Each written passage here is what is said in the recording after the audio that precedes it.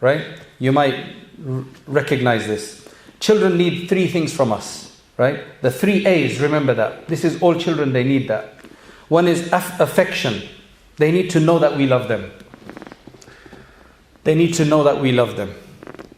Now we all love them, inshallah. Right? We do this because we love you, but we don't tell them we love them. What are the words to say, I love you? That's maybe difficult. Like, I love you. How do you say that? Right? Sounds a bit too romantic. You know? How do you say that?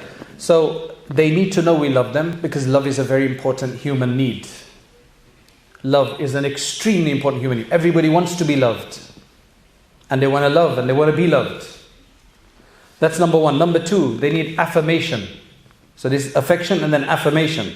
What is affirmation? We need to affirm that we value them for who they are and for what they are. Positive reinforcement. So we can't force them to do things they don't want to do in terms of career choices and things like that. We'd rather reinforce and find out what they're talented at. Some are more talented with their mind, smart. Some are more smarter physically, where they like to build things and so on. And there's scope for all of that in Islam.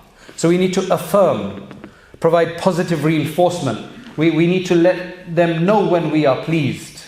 We can let them know when we're upset, which we all do, but we also let them know when we are pleased. And number three, which is probably one of the biggest ones, is attention. We have to give them attention. Now, what does attention mean? There's a recent study that shows that actually a lot of people think that we need to make the children the center of our attention. That's not necessarily true. The center of attention needs to be the husband and wife. If you've got husband and wife relationship is stable, then that creates stability in the home for the children. Children need a stable environment. The same thing really. It's just focus on each other to such a degree that you create that stability. Let the husband get on with his work and let the wife get on, and they complement one another. And they don't have many problems within them.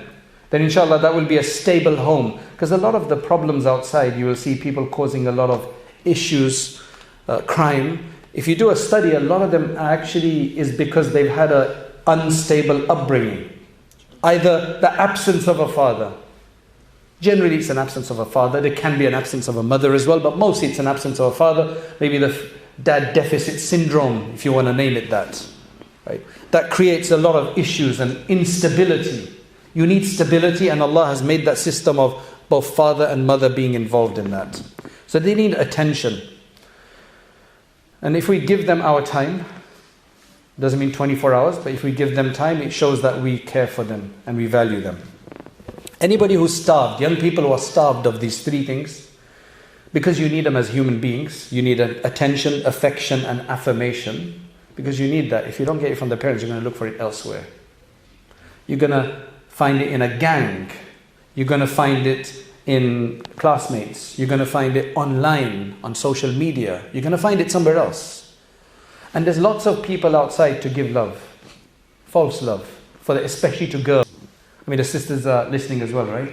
Especially the girls. Everybody's vulnerable, but the girls are even more vulnerable because there are lots of Tom, Dick and Harrys out there who try to act as the love, to give love and compliments and affection. And if somebody's been deprived of that, then they're naturally, emotionally going to incline that direction and then they get abused. If you look at many of the abuse cases, this was the background.